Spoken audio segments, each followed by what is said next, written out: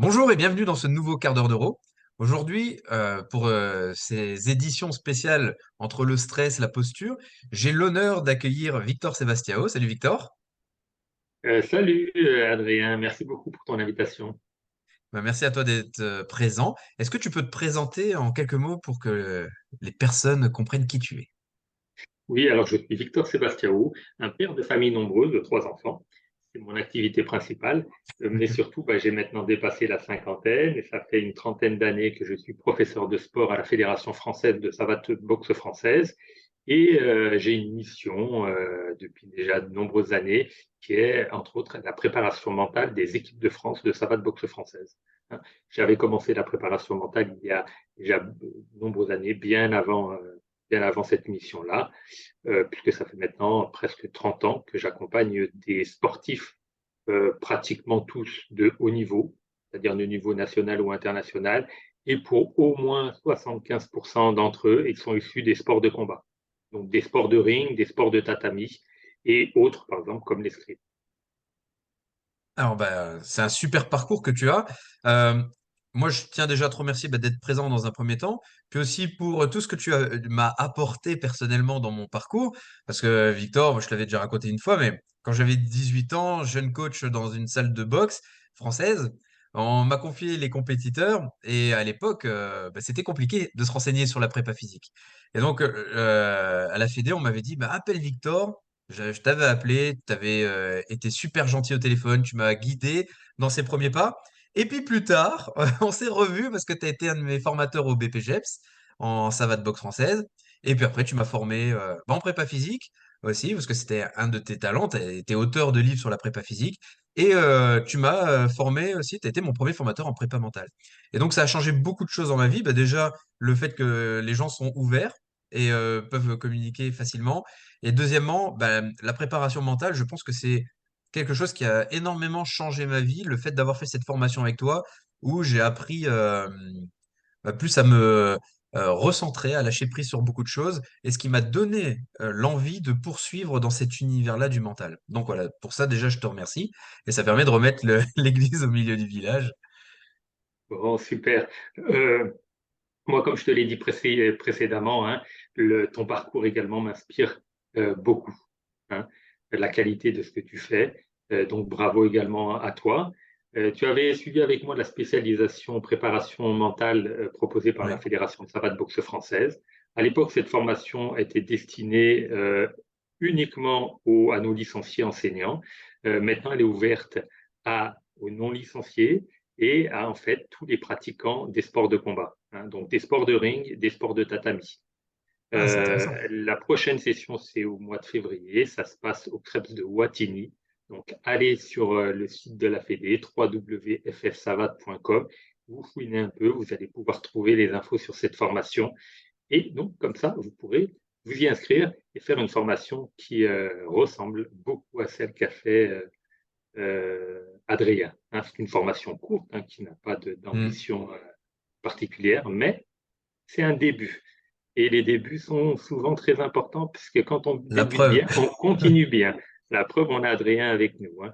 Et puis, vous pouvez également retrouver le contenu de la formation dans mon dernier livre qui s'appelle 321 plus, hein, la Hmm. préparation mentale des sportifs et des autres. Il y a Voilà, un donc on super livre parlera que j'ai dans ma presque. bibliothèque, justement. Il est, il est à côté de moi. Voilà, il ressemble à ça. Est-ce que c'est dans ce livre où tu as fait un petit mot? C'est Non, dans celui-là ou un c'est autre? dans celui sur La prépa physique. la prépa Voilà, physique. Ouais, le 5 x c'est 9. ça, hein, sur cross-training 5x9. Voilà, tu m'avais Ouais. fait Qu'on trouve ce aussi petit dans toutes les bonnes librairies. travail sur les plateformes et puis en librairie. Non, et puis t'as une vision vraiment holistique et qui est intéressante. Euh, Tu as été pas que préparateur mental aussi, parce que tu as été formateur en préparation mentale, en sophrologie, etc. Enfin, tu as beaucoup d'outils. Et l'idée aujourd'hui, c'était de comprendre comment tu avais utilisé ces outils avec potentiellement les athlètes que tu suis qui ont eu des problématiques de stress, de peur, etc. Comment ça a pu jaillir sur leur performance et comment on peut travailler là-dessus. D'accord. Dans ta commande initiale, hein, ce que tu m'as demandé, c'est de réfléchir sur les troubles, les traumas en rapport avec la Ouais. motricité, hein. Et donc, moi, suis allé chercher dans mon catalogue de sportifs, parce que j'en ai beaucoup, beaucoup maintenant en machine, combien de fois ça m'était arrivé, avec qui, etc. Et donc, du coup, j'ai choisi deux cas. Un premier cas, c'est un boxeur qui a eu une luxation de l'épaule et c'était son bras droit, donc c'est son bras arrière, et c'était son arme favorite, hein. Et donc, eh bien, il a eu peur pendant un bon moment de retourner boxer parce qu'il n'était pas sûr du tout de pouvoir utiliser son bras arrière avec autant d'efficacité qu'avant. Ça, c'était un premier cas. Et puis le deuxième cas, c'est une triathlète qui, suite à un accident de vélo pendant un triathlon, a dû stopper sa carrière. Et quand elle a souhaité la reprendre, eh bien, elle avait de grosses difficultés à envisager nager dans de l'eau sale, pardon, dans de l'eau trouble. Voilà, donc, on avait traité également cette peur-là. Donc, dans les deux cas, ce que j'ai fait moi, c'est traiter la peur. Et dans le deux cas, c'était suite à un traumatisme physique, hein. Ok. Donc, pas exactement comme les troubles du stress post-traumatique qui vont avoir un impact très négatif, parce que c'est une souffrance morale et des complications physiques, ça provoque un impact très dur dans la vie en général de la personne. Ça l'empêche de bien dormir, empêche d'avoir des relations sociales avec les autres, etc.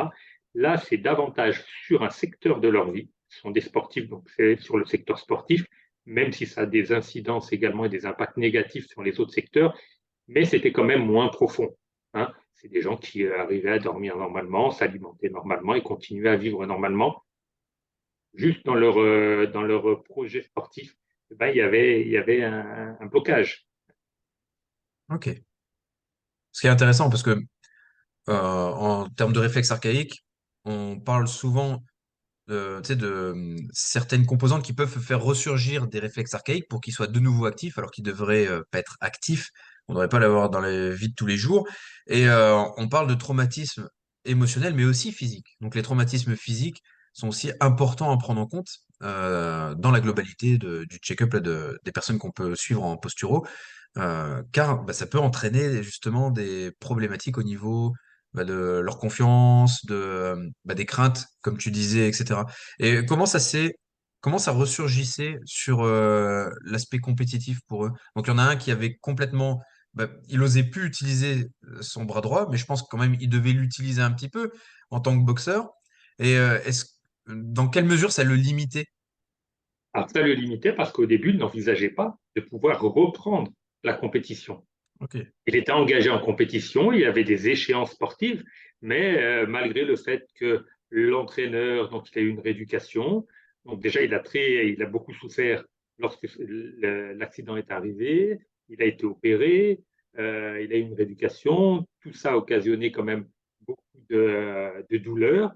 Et puis à un moment, bah, les douleurs se sont atténuées, il a repris l'entraînement et l'entraîneur du moment, c'était un pôliste, hein, il était sur l'île de France.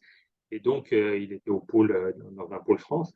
Et donc, il a repris très progressivement avec l'entraîneur, donc utilisation de son bras arrière progressive au sac, puis à la leçon, puis en sparring.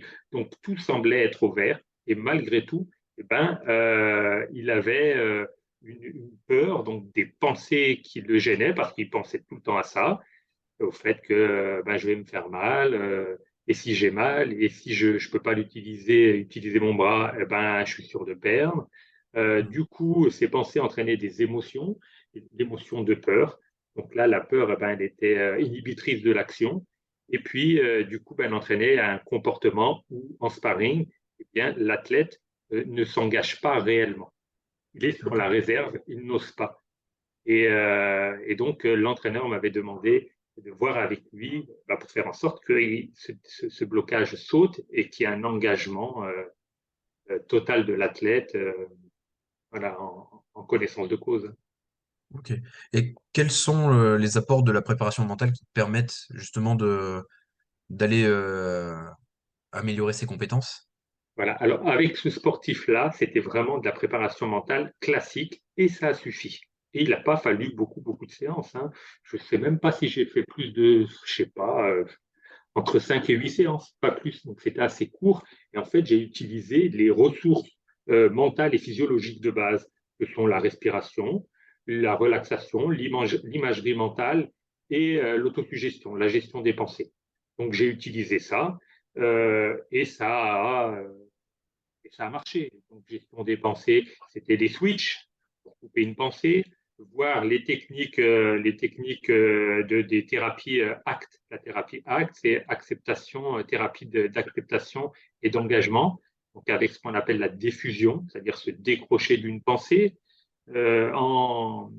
Pour les émotions, eh bien, il y a tout ce qui est relaxation, respiration, mais il y a également la méditation un petit peu, donc faire baisser le niveau d'activation physique. Et puis pour le comportement, eh ben, il y avait l'imagerie mentale avec plein de techniques issues de la sophrologie. En plus, toi, tu es formé également en sophrologie, donc c'est essentiellement des techniques spécifiques du deuxième degré et du troisième degré. Donc, préparer une action à venir, l'accepter, se programmer éventuellement positivement, ou bien transformer, ça c'est avec le troisième degré, transformer une action qui a déjà eu lieu, bien, et si ça s'était passé autrement. Donc la revivre et donner à son cerveau eh bien, une autre version de comment ça aurait pu servir, comment ça aurait pu se passer, pardon.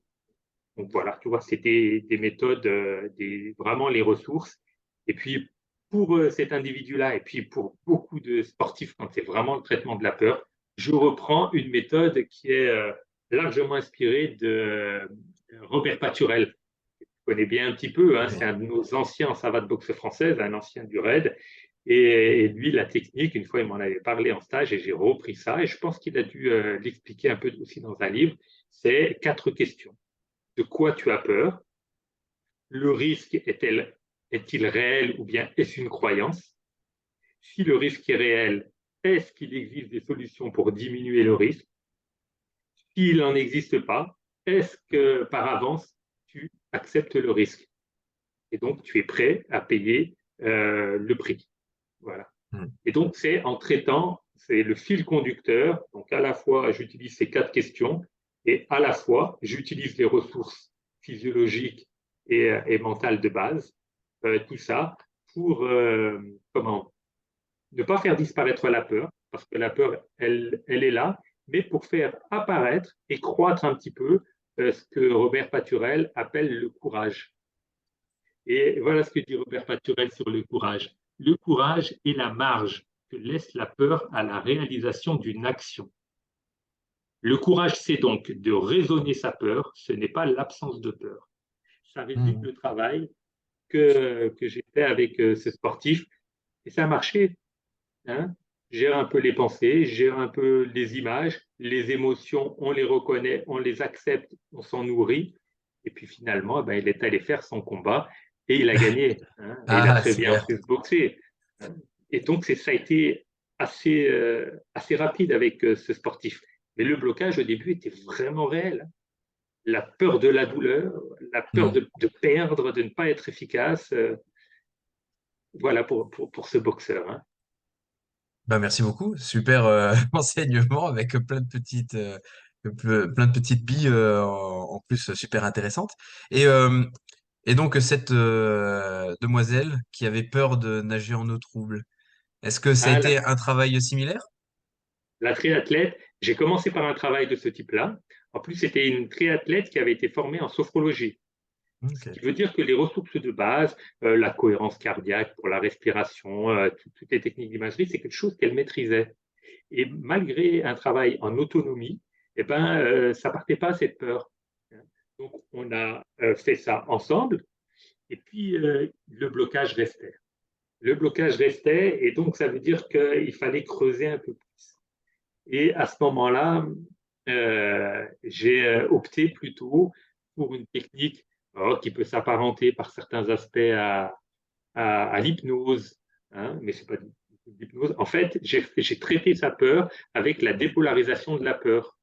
Donc le concept de dépolarisation En sport, on le doit à Pierre David. C'est un ancien boxeur que tu connais aussi et qui a Mhm. développé par l'intermédiaire de l'Académie de la haute performance eh bien, des protocoles et notamment un des protocoles qu'on appelle une dépolarisation de la peur. Il y a 5 protocoles de base et avec elle, eh ben, j'ai utilisé ce protocole et ce protocole est un peu magique parce que la séance est assez longue, 1 heure et demie à 2 heures. Par contre, l'effet, il est immédiat, quoi. On ne fait pas 2 séances. On n'a pas fait deux Ok. séances pour dépolariser sa peur.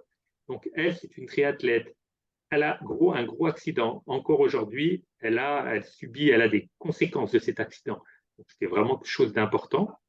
Et elle veut, donc elle reprend euh, l'activité et elle n'envisage pas d'aller nager dans de l'eau trouble. Donc, la question de Robert Paturel, de quoi as-tu Mhm. peur? Bah, j'ai peur d'aller nager dans l'eau. Donc, on va traiter ça. Sauf que la méthode PM classique, pour elle, ne fonctionnait pas. Et donc, on n'a pas traité sa peur. On a traité le pire du pire du pire de sa peur. Ok. OK, tu as peur de nager, d'aller nager dans l'eau. Mais en fait, c'est quoi le pire du pire? Ça arrive, tu vas dans l'eau, qu'est-ce qui va t'arriver au pire du pire du pire? Et elle, au pire du pire du pire, c'est en fait de choper, c'est ça, hein, c'est de choper un microbe, Mhm. une bactérie ou que sais-je, et qui, pendant un temps conséquent, plusieurs mois, peut-être plusieurs années, eh ben, la mettent en situation de handicap. C'était sa peur. Donc, tu vois, on va traiter le pire du pire du pire du pire. Donc, déjà, ça picote. Hein. On n'a pas l'habitude de faire ça en sophro. Hein. Bien Sophro, on va sûr. plutôt vers des choses plus vers le positif. Là, ça picote. On va là où ça fait vraiment peur, là où ça fait vraiment mal. Et ensuite, c'est là où ça se complexifie. Parce qu'on va l'entraîner, on va l'amener sur un terrain qui est complètement contre-intuitif. Puisque la question, c'est, bon, maintenant qu'on a identifié le pire du pire du pire du pire, euh, quels sont les bénéfices si ça t'arrive? Et là, juste peut-être en m'écoutant, tu dis, ah ouais, c'est le pire du pire, quels sont les bénéfices si ça t'arrive? Dans un premier temps, ben, il n'y en a pas, hein. C'est l'ego qui parle, il n'y a aucun Ah, bénéfice. Et en fait, on travaille sur ça. Et donc, il y a tout un questionnement, un déroulé de séances où on va travailler sur c'est quoi le bénéfice si ça t'arrive. Et ensuite, une fois qu'on a passé cette, cette barrière-là, déjà physiquement, puisque ce qui nous intéresse quand même aujourd'hui, c'est les effets physiques, et ben, c'est mhm. comme si on avait d'un seul coup désclérosé complètement le système parasympathique parce qu'on voit la personne, ses traits, son visage, ses épaules. Ça, elle est dans le relâche Ah ouais. complètement. Sa façon de parler, ses sourcils, elle est relâchée comme d'un seul coup, comme si on avait appuyé sur la pédale vraiment, voilà, système parasympathique, nerf vague, à fond, voilà, dessus. Et pour enfoncer encore le clou, après, eh bien, ça va être la question, j'espère que je ne dévoile pas de secret de l'Académie de la haute performance, hein, c'est et si le pire du pire du pire n'arrive pas, Mhm. qu'est-ce qu'il va y avoir comme inconvénient? Là encore, c'est contre-intuitif, mais comme elle vient en second plan, cette question, ben, ce coup, ça déroule, etc., parce que la personne a, non pas elle a compris, elle a été impactée physiquement. Là, on joue sur l'inconscient, sur l'émotionnel, sur le corps. Ça se passe dans le corps et pas juste dans le cognitif, parce qu'avec cette personne-là, la pensée, le cognitivo-comportemental, ça fonctionnait pas. C'était trop dans la tête. Donc là, ça a un impact dans le corps une fois qu'on a accepté de dire, d'aller vers ce contre-intuitif. Hein. Ouais. C'est très, très intéressant. Je pense que j'arrête pas d'écouter des podcasts en ce moment de Pierre David. Et je pense que je l'inviterai aussi à l'occasion de témoigner sur un quart d'heure neuro parce que je trouve sa méthodologie intéressante et ça mérite d'être creusé. En tout cas, ça donnera envie aux gens aussi de pouvoir et te rencontrer et le rencontrer. C'est super. Ok. Et donc ça a bien aidé cette sportive à aller faire Bah, ses traits. elle a fait le marathon. Alors, Ah, super. c'était la reprise, donc c'était la version courte, hein, mais elle a fait ce marathon pour être encore plus, comment, plus en protection, etc. Eh ben, elle l'a pas fait seule, elle l'a fait en doublette, il me semble. C'est-à-dire qu'elle s'est Ok. débrouillée pour qu'une de ses anciennes copines, qui était aussi, eh ben, le fasse avec elle et ça l'a rassurée également. Voilà, elle a pris quand même une précaution supplémentaire. Ah, Et c'est c'est bien. au final, c'est des gens qui eh ben, ont repris la compétition et ils ont poursuivi. Hmm. Voilà, il n'y avait plus de peur. Pour le jeune boxeur, c'était fini la peur. Et puis pour la triathlète, ça semble être fini également. Tu vois, ça ne revient pas. Ah. En tous Bah, les cas, avec la défaut, ça ne revient pas. Elle aura peut-être d'autres peurs, mais pas celle-ci. c'est intéressant. Mais en tout cas, merci beaucoup pour ces témoignages. Ça donne envie, justement, je pense aux gens de creuser. Ils adorent quand il y a des petits tips comme ça. Donc, bah, moi, je vous invite à aller rencontrer Victor. S'il a changé ma vie, je pense qu'il peut changer d'autres vies. Il a dû sûrement changer plein avec tous les champions que tu as vu passer, etc. Je te remercie d'avoir pris ce temps-là pour témoigner avec nous parce que je sais que tu as beaucoup de sollicitations, beaucoup de travail. Comment les gens peuvent te contacter s'ils sont intéressés par ton travail? Alors, Facebook, hein, ou par mail directement à IFAS, donc IFAS Lyon 8 arrobase quoi? Non, IFAS Lyon 8 arrobase non free.fr, je ne sais plus. Oui, il me semble que c'est une adresse comme free, ouais. Mais sur Facebook, Victor Sebastiao, et puis c'est sur Facebook, Puis au pire, si vous c'est le trouvez le pas, plus. vous pouvez passer par nous et puis on transmettra les coordonnées avec plaisir. Voilà. Merci beaucoup, Victor, pour ce témoignage. Ah, merci à toi et bravo à toute l'équipe de Labo RNP parce que ben, vous faites vraiment un travail fantastique. Et moi, à chaque fois que je regarde vos capsules, etc., vos vidéos, ça me donne tellement envie d'y aller et de faire. Mais je me dis, il faut plusieurs vies pour faire tout ça. Et donc, je me limite. Heureusement que tu n'habites pas juste à côté de chez toi, juste à côté de chez moi, parce que sinon, je te squatterais souvent, hein, même pour moi personnellement. Mais ça sera Voilà, donc avec merci plaisir, de aussi. toute façon, qu'on t'accueillera sur un séminaire. Donc, D'accord. merci. Et puis, du coup, bah, je souhaite une bonne journée à tous ceux qui écoutent ce podcast. Voilà, merci à tous ceux qui m'ont écouté. J'espère vous avoir apporté quelque chose et de ne pas vous avoir trop ennuyé. Merci encore. Merci, Victor.